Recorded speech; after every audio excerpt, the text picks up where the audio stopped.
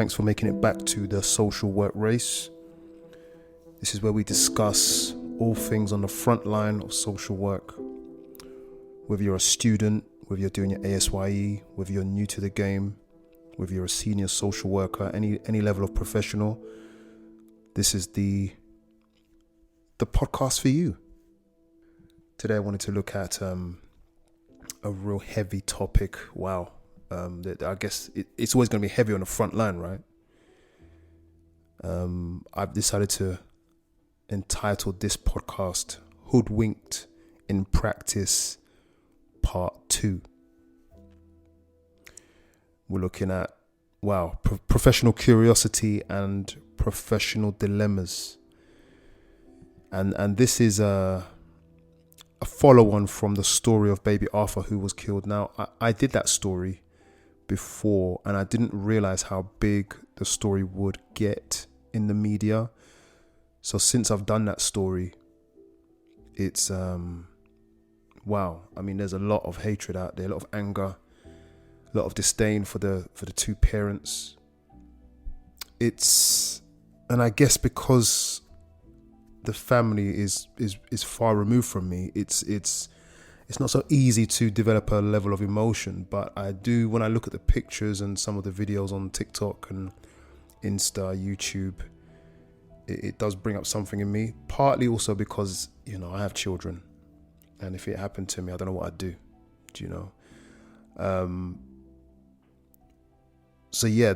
Condolences to all those connected to, in fact, for everybody mourning for that family. When I had to kind of research into the story, it just really did wake me up inside as to how intense this job can get.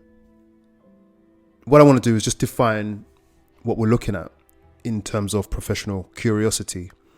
Here we go. Professional curiosity is the capacity and communication skill to explore and understand what is happening within a family rather than making assumptions or accepting things at face value. So we focus on the need, voice, and lived experience of the person or family. How do we do this? It is a skill indeed. I guess when you're working with families, you really kind of have to just put on the right hat at the right time to really ask the right questions and how to ask them as well. And it is a real challenge. Not everybody has that skill. It grows over time. Some of us are kind of born with that skill. But let's look at a good definition of how you might do this.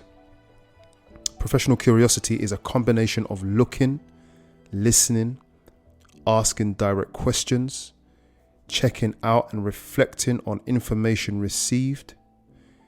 It means not taking a single source of information and accepting it at face value.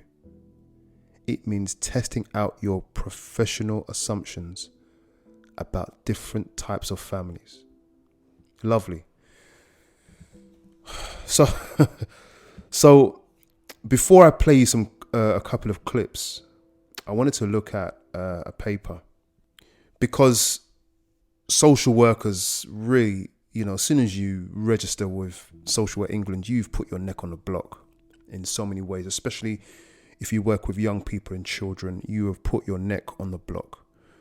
And I like this paper. The paper is entitled, and it's important to kind of just, even though you're in practice and you're under a lot of pressure for time and your caseloads and that, it's always important to just read something now and again.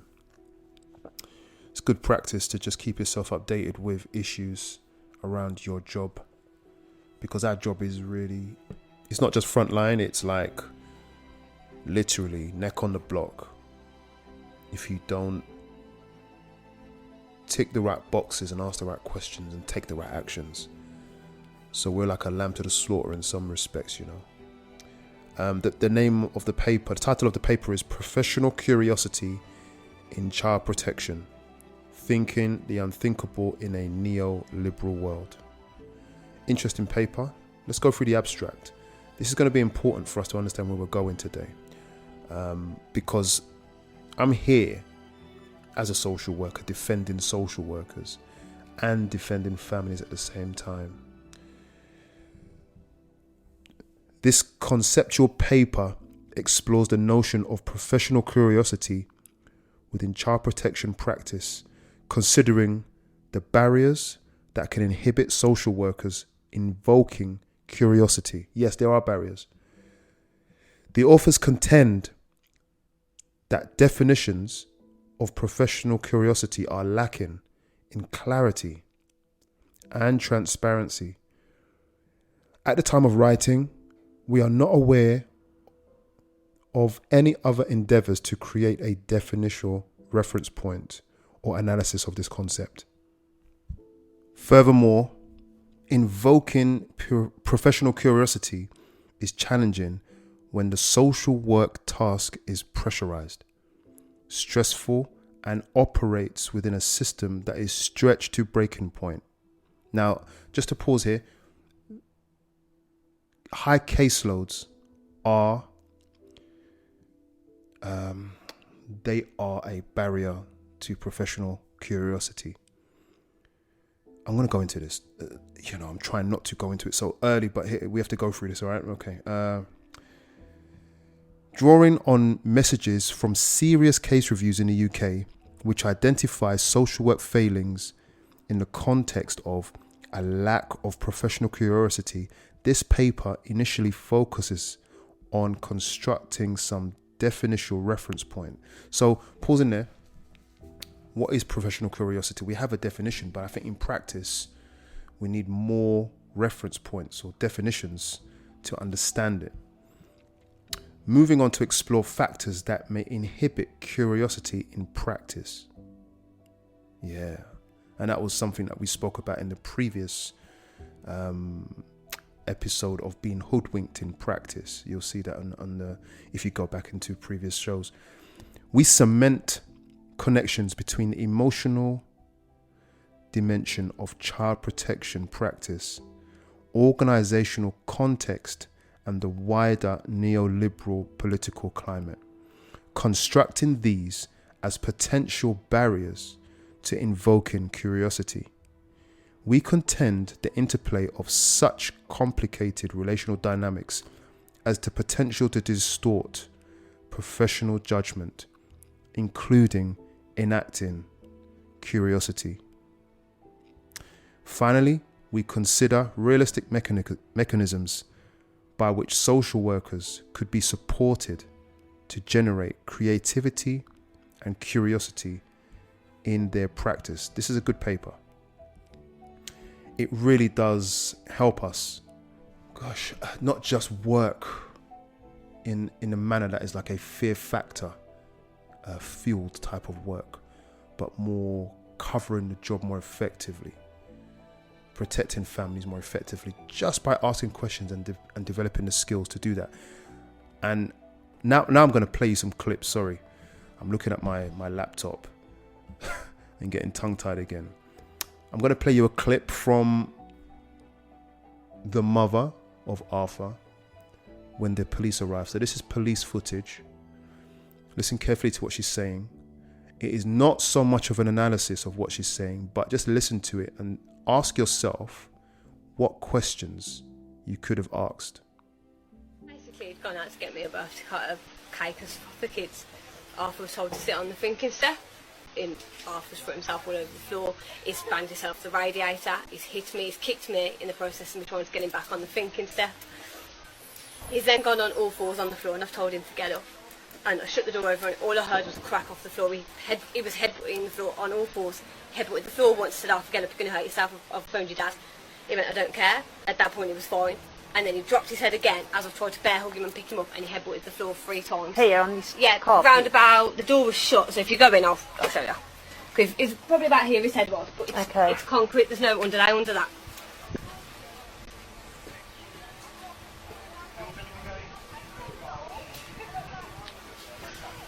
But he'd banged his head 3 or 4 times. Obviously then went and picked him up.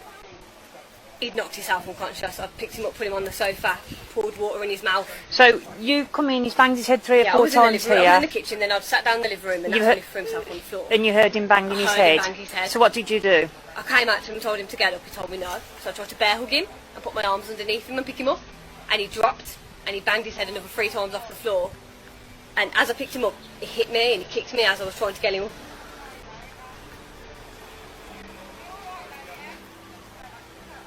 And then what? So, and you went, I picked him up off the floor, yeah, tried to put him on the stairs just to get him to, well, his head's obviously going out, so I put him straight on the stairs. He said, Okay. "Where I've got to phone an ambulance." So he's Went unresponsive? Yeah. Like I say, like the last 6 months, he's battered both my kids. He's smashed this house to pieces. He's battered his dad. He's hit me. When I tried to get him off the floor from headbutting the floor, he headbutted me and he kicked me and he's hit me. Yesterday we went to my friend's house and he pushed me down 5 stairs. "You're not my real mum, I hate ya. I'm gonna get my mum to kill you," he said. And even so, I've done my best for that kid. So, listening to that, you could say testimony from the mum, there wasn't too much emotion from her, really. She spoke really clearly. She could recall the events leading up to his death really clearly. The dad is there. And I'm trying not to kind of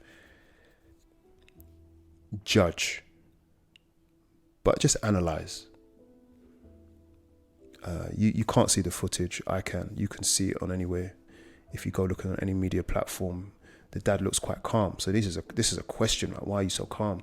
If your child is in intensive care or dead, why are you both not crying? Why are you not on the floor? If it were me, but then can I judge every family like that?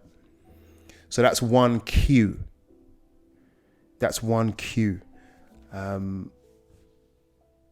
Mum's able to recall the event to justify what happened. I'm judging now. Can you hear my language? It's difficult because this is real. This is life. Mum appeared to me to be somewhat evasive and focused on the event. And one thing I'm all about is language analysis. Listen to what people say. And there's a really good presenter on this topic, Peter Hyatt, Hayatt, I think it is, on YouTube. He analyzes the language of people giving testimony. And he's got like a 95% or something like that success rate in determining whether people are guilty or not. And it's not really just hearing lies. It's really asking questions about why people say what they say. So if your child has died, what is the importance and focus on the event rather than how you feel? Because your emotions would naturally, as a human, come to the front. You wouldn't be able to talk properly. I'd be dribbling, I'd be on the floor. My t-shirt would be rolled up on my head, but that's me. Can I say that everybody else would act like that? No, I can't. But these are cues and clues. The importance of the event coming to the front when she's testifying just to the police as they turn up at the house as to what has happened. The focus is on the event, and there will be professionals in the background analyzing what she's saying and picking up on the fact that she's pointing so heavily to exactly what happened. So it can lead someone to think, well, why is that so important? Why is it that the events are so important rather than his life? Why is that so important? Because that's been the focus. So someone in language analysis would say, the reason why it's important is because that's been the focus. Because that is what is important. He banged his head on the floor so many times. So then we can ask the question in being curious, how many times? How hard did he do it? Then he knocked himself out. Excuse me, I've got a cold right now. Really, let's explore that. Now, this is a tough topic to explore, but that's what you'd have to do. Please tell me more. He bangs his head on the floor 3 times. Has this happened before? What did you do when this happened the first time? Because that's concerning, right? Did you feel concerned when that happened? These are questions that you'd ask. You're almost like a police officer at this point, a detective. Luther. Do you know what I mean?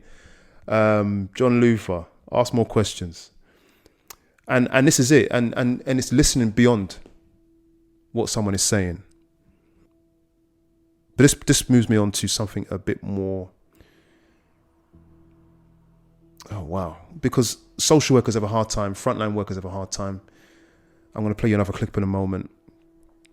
But when things like this go wrong, the social worker is going to be asked the questions. And I can only imagine what the social worker who managed this case, and all the workers, but in particular the social worker and maybe the GP, I can only imagine what they're going through right now. Because what we don't want to do as professionals is work defensively. And I guess I'm not only talking to frontline staff, I'm talking to anybody who's listening. I get that you're frustrated with professionals, but we're always going to lose sometimes. The social worker, though, it is reported to some level. In fact, I'll play the clip. Let's go. I've just found out about the case of the little boy Arthur, and I've read through it. That poor little boy.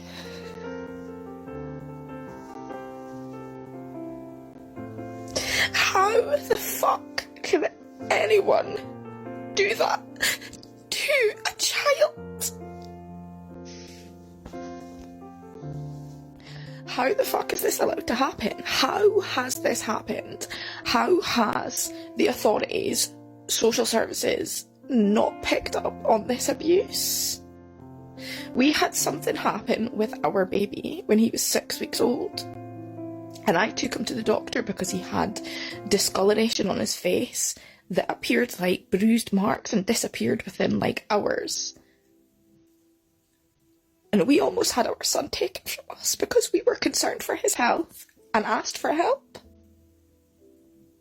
But I read in that report that social services saw him and reported nothing, and that he had like numerous, like 30 odd bruises, or the figures are maybe wrong, but loads of bruises, and they seen that, or like the hospital would have seen it, or social services would have seen it, and they did nothing.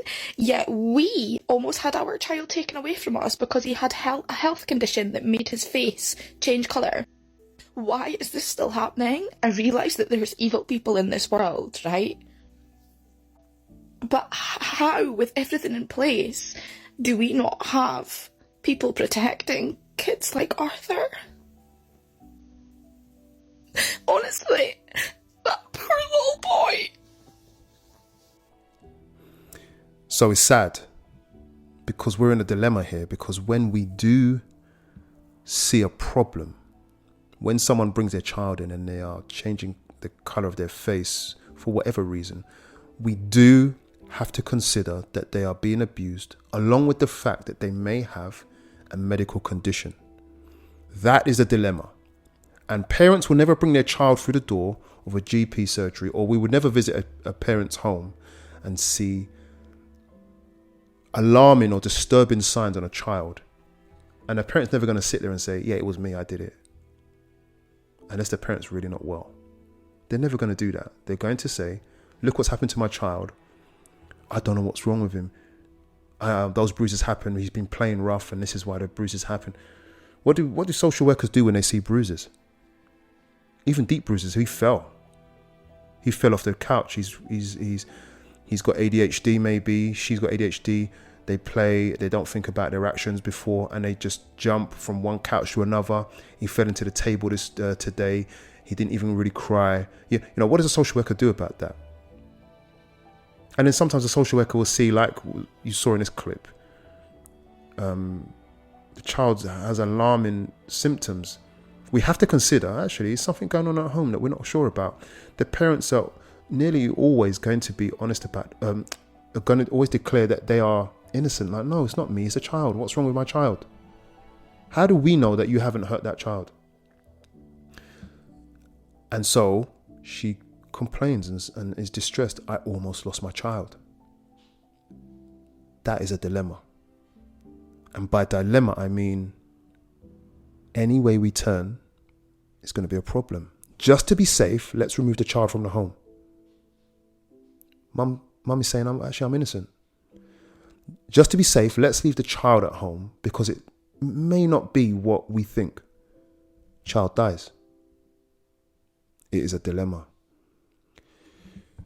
And this is why the job is so tough. This is why. So professional curiosity helps us to dig and find clues. Find clues. When we we have to draw some conclusions, professional conclusions. And our professional conclusions are still always open, as professionals, are still always open to scrutiny, to a change of opinion or perspective. But we have to ask deep questions. In the last podcast, I was making a point that one of the things that can happen is that we can be hoodwinked, where the parent intentionally tries to distract us. And that can happen. But we have to dig deeper, push through. I think sometimes we're just going to miss it because it's just impossible. But we have to keep trying. It is tough because caseloads and pressures of ticking boxes and writing reports, paperwork for some, depends on what line of social work you work in or any front line. You're under pressure. Have you done this? Have you done that? This can stop you from asking the questions. And as more social workers leave this career path, more pressure falls on managers and managers of managers and the staff to get the same quality of job done. And when it fails, it is the social worker's head that's going to be on the block. It's almost like I'm unselling this career path. But actually, it's just the reality of it. It's a great career path when you get a beautiful job done. But I guess in this episode, I'm asking you to ask questions. Keep asking. Keep asking. And if you doubt, have a conversation with your manager and your colleagues about your concerns. To help being hoodwinked, we dig deeper and ask questions. And this type of story has caused me to look more at my practice, has caused me to look deeper at any concerns and what we could almost, and it's not quite professional, but it's a thing, your gut feeling. There's things that you see that you can't explain. And you have to try and interpret that and dig into that. That's all I have to say today. It's quite heavy on my heart because I've been looking at a lot of these videos. It's a loss of life. A lot of children are losing their lives in this way. They don't all make it into the media. A lot of abuse has and is taking place. It doesn't always make the media. I don't know why this story did.